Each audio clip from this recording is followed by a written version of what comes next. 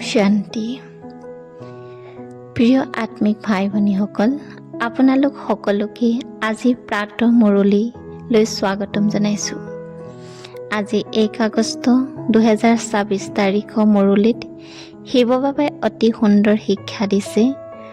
পৰ চিন্তন এৰি নিজৰ কল্যাণ কৰক, নিজে সোণৰ দৰে পবিত্ৰ হৈ আনকো পথ দেখুৱাওক।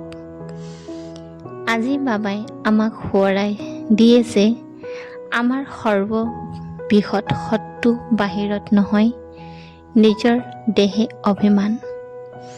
যেতিয়া আমি নিজকে দেহে বুলি ভাবোঁ, তেতিয়াই অহংকাৰ, আসক্তি, ঈৰ্ষা, ক্ৰোধ আৰু বহুতো অশান্তি আৰম্ভ হয়। কিন্তু যেতিয়া আমি অনুভৱ কৰোঁ, মই এই দেহে নহয়, মই এজন শান্ত, পবিত্ৰ, জ্যোতিময় আত্মা, তেতিয়া জীৱনত এক নতুন শক্তিৰ অনুভৱ হয়। আজিৰ প্ৰশ্ন আছে, অশৰীৰী হোৱাৰ অভ্যাস যিসকলে সদায় কৰে, তেওঁলোকৰ মুখ্য চিন কি?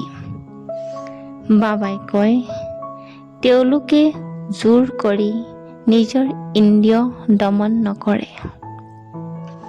যোগ বলৰ শক্তিৰে ইন্দ্ৰিয়সমূহ নিজেই শান্ত আৰু শীতল হৈ পৰে। তেওঁলোকৰ স্মৃতিত সদায় থাকে, আমি সকলো আত্মা ভাই ভাই। নাম, ৰূপ, দেহে আৰু সম্পৰ্ক নেখা ধীৰে ধীৰে শেষ হৈ যায়। মনত কেৱল এজনৰে স্মৃতি থাকে, শিৱ বাবা। আজি মুৰলীত আন এটা গভীৰ শিক্ষা দিছে, পৰ চিন্তন এৰি দিয়ক। আনৰ দুখ বিচাৰি সময় নষ্ট নকৰিব। আনৰ জীৱন সলনি কৰিবলৈ আগতে নিজৰ জীৱন সলনি কৰক। যি সময় আমি আনৰ কথা চিন্তা কৰোঁ, সেই সময়ত নিজৰ আত্মিক উন্নতিত থমকি যায়। বাবাই কয়, নিজে সোণৰ দৰে বিশুদ্ধ হওক, তাৰ পিছত আনকো সেই পথ দেখুৱাওক।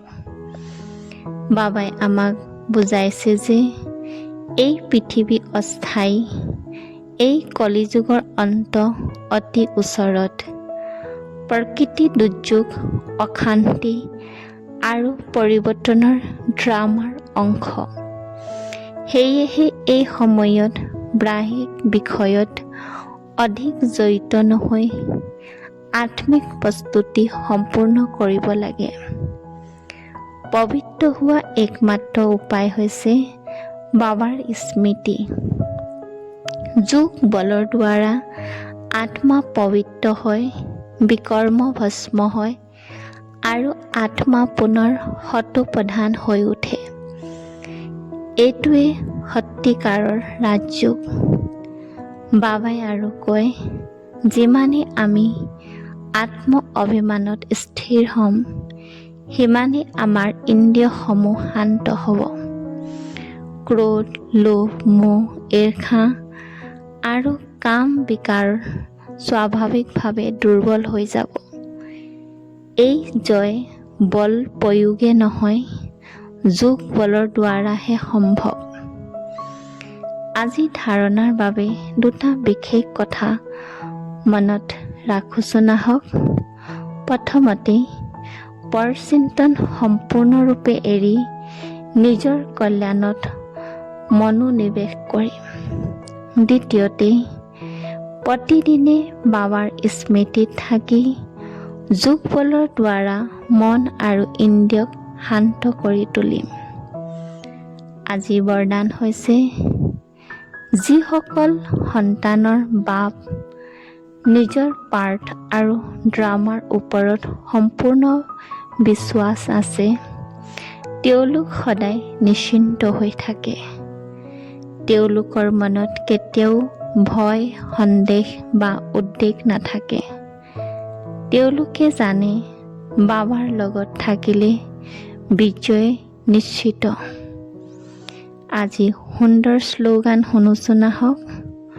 শুনা আৰু শুনোৱাৰ সময়ত নিজৰ ভাৱনা আৰু অনুভৱ বিশুদ্ধ ৰাখক। তেতিয়াহে পৰিৱেশ পবিত্ৰ আৰু শক্তিশালী হৈ থাকিব। আহক আজি আমি সকলোৱে এটা দৃঢ় সংকল্প লওঁ। মই কোনোদিনেই আনৰ দুখ নাচাওঁ।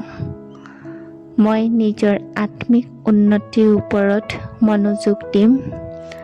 মই সদায় শিৱ বাবাক স্মৰণ কৰি আত্ম অভিমানত স্থিৰ থাকিম আৰু জীৱনটো সোণৰ দৰে পবিত্ৰ কৰি আনকো এই পথ দেখুৱাম। ওম শান্তি, ওম শান্তি।